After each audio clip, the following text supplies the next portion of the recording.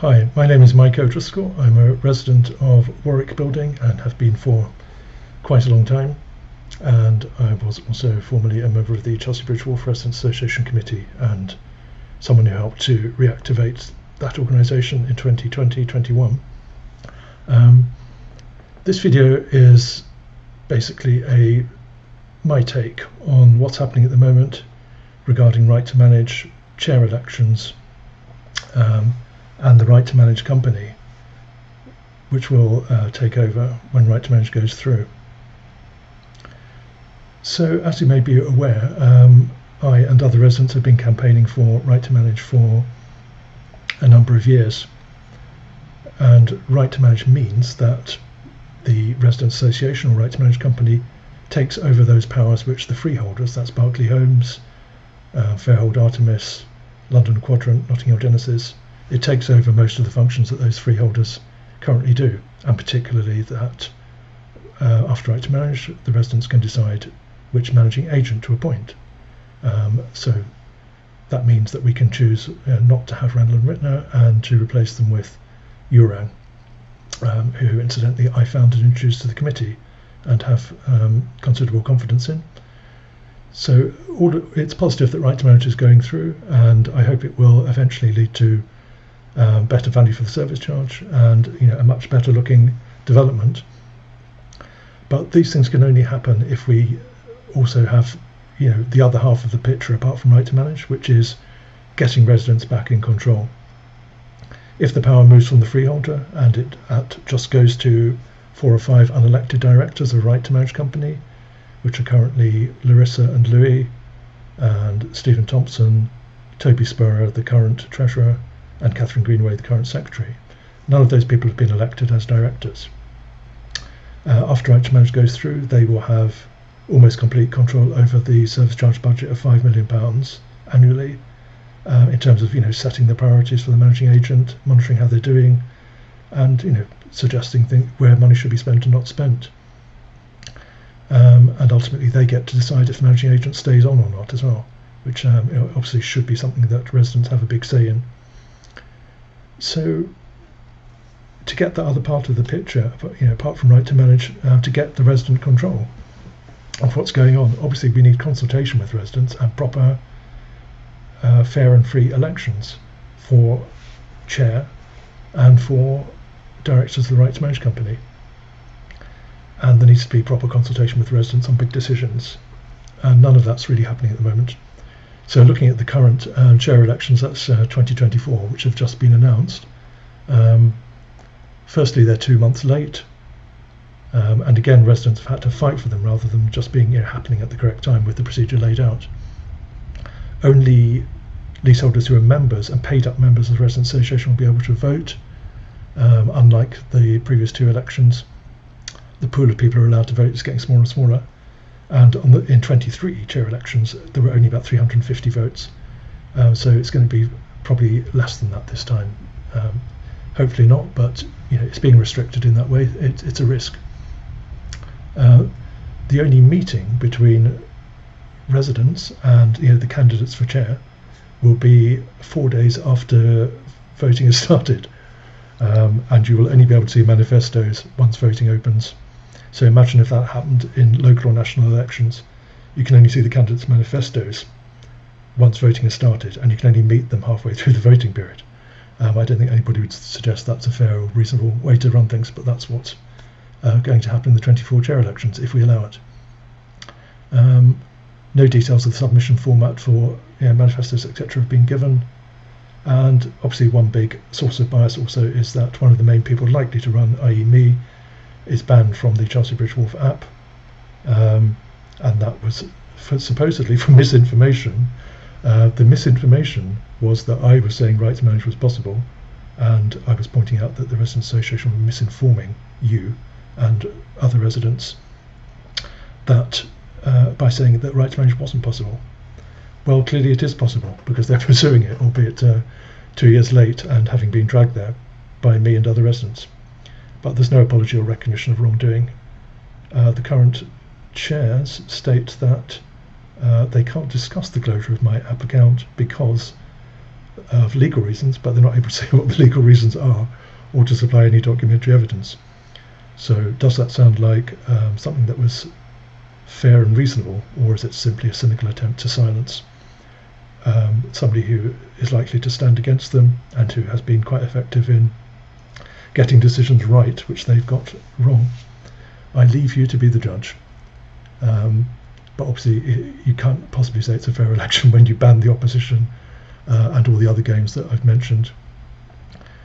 So these are on top of the games that were played in 2023, where we had, obviously I was still not allowed on the app. There was daily character assassination in my absence by the former chair, Stephen Thompson, and other committee members. I particularly recall a absolutely crazy claim that I quote, a local loon well known to the police, whereas in fact I've never had a complaint against me to the police ever. And the person making that claim, the former chair, has been the subject of 4 police complaints from 3 residents, to the best of my knowledge, 2 of them from me, with good reason, which I won't go into here. And I won't go into the other complaints in detail because one of them is still being investigated as well. Apart from that, in 23 elections, the other games that were played was Larissa and Louis asked Chris Garston of Garton-Jones to email his client list, that's 400 people who rent out their apartments at Chelsea Bridge Wharf, to tenants via Garton-Jones. So Chris Garston sent an email with a voting link while voting was live, strongly recommending that people vote for Larissa and Louis.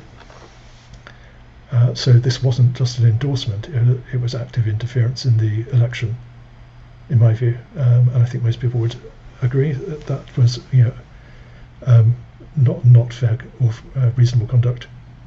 And Chris Garston declines to say whether he did the same in the 21 chair elections, which got Stephen Thompson elected. So draw your own conclusions. One candidate withdrew from the 2023 elections after, in his view, being intimidated by the former chair at a committee meeting and afterwards in the piazza. It's not clear what percentage of leaseholders were contacted at all, but I don't believe it was 100%. The Resident Association was de-recognised during the election by Berkeley Homes because they couldn't produce evidence that they had 50% of leaseholders as members. So it's unlikely they had 100% of leaseholders on a list to contact for the election, and they didn't do any door-to-door leafleting as far as I'm aware. So a lot of people were probably never contacted. I've mentioned the kind of daily character assassination and intimidation, online bullying of myself, which is particularly cowardly. I wasn't there to respond, and anybody who even vaguely supported me was also likely to be viciously attacked. We still have a culture of fear on the CBW app. As you probably know if you use it, it's become something like a desert of ideas or a conversation. If anybody does say anything, even ask a basic question or criticise the committee, they're likely to be viciously attacked, told they're a bad person, their identity will be questioned, they'll be told they must say what their address is or their real name, even if they're perfectly entitled to use an ID. And these demands are not made of any other people, but only those who criticise the committee. So this has worn people down to the extent where people are just afraid to ask anything, basically, and have disengaged, in my view. The other way in which the debate is controlled, of course, is that the committee insists that you can only, if you've got a query, you must email them directly and not publish it on the app. Because if it's published on the app, it might lead to a discussion. Discussion might lead to a head of steam, which might require them to do something that they don't want to do. Well, you might say there are quarterly leaseholder forums. Well, there are, starting from October 23. There's no agenda for these meetings, no notes are taken, so if you didn't attend the meeting, you'll have no idea what happened there. And often they are quite useful discussions, and criticisms are made of the committee or sometimes compliments. But no notes are made, and again, in my view, this is a deliberate attempt to suppress any kind of discussion or criticism of the committee. So, yeah, there are many other games that were played in the 2023 elections, and I've detailed those in a longer version of this video for those who are interested. And you can also find it on my blog. But needless to say, it was a shambles and a farce, an illusion of an election, where in fact there was absolutely no possibility that the outcome would be anything other than Larissa and Louis winning. Not particularly on merits, I'm afraid, but just through control of the app and the bullying that went on from various committee members. Incidentally, I'm not saying that Larissa and Louis themselves engaged in that bullying, but they didn't do anything about it, and the people who did it are still in position on the committee, so I can only assume that they didn't strongly disapprove of it in any way, to say the least. So, why does any of this matter, you might ask? Well, as I've indicated, after Right to Manage goes through, we've got a chance to start again in a way, to move things forward, for residents to decide how their money is spent, what are the priorities, and to make judgments about the performance of the agent, and ultimately whether to keep them on or not. I hope they will perform and will be kept on. But we saw when Rendell and Rittner, under Rendell and Rittner, there was a time in 21, 22 when the Residents' Association were strongly defending Rendell and Rittner and saying, we'll give them more time, they're improving, this sort of thing, good news stories, which weren't really meaningful. So I think there's a possibility the same will happen again. Suppose your own are not performing well. Will there be an honest and open discussion about it? Not very likely on the current track. Will there be consultations about how to spend our money? Not very likely, if the current track continues. So basically, the whole culture needs to change, in my view, in the Residents' Association and the Right to Manage Company.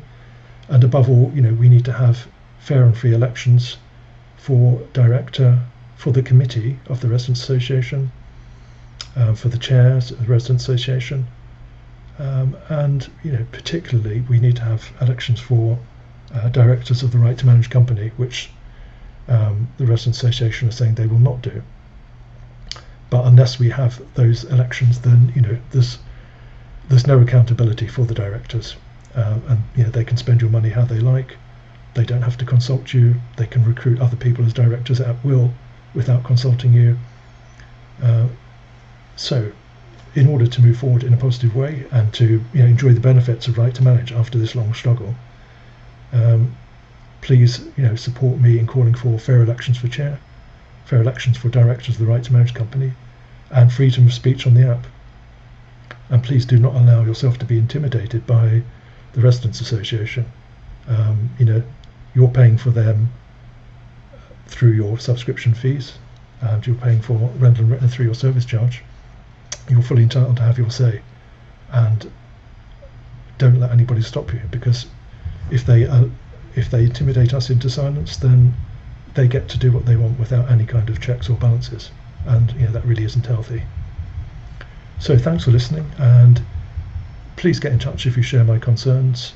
My blog is www.chelseabridgewharf.org.uk, and my email residents@chelseabridgewharf.org.uk, or you can leave a message from me at the concierge in a sealed envelope, Mike O'Driscoll, Warwick Building. And thanks for listening, and enjoy the rest of your day.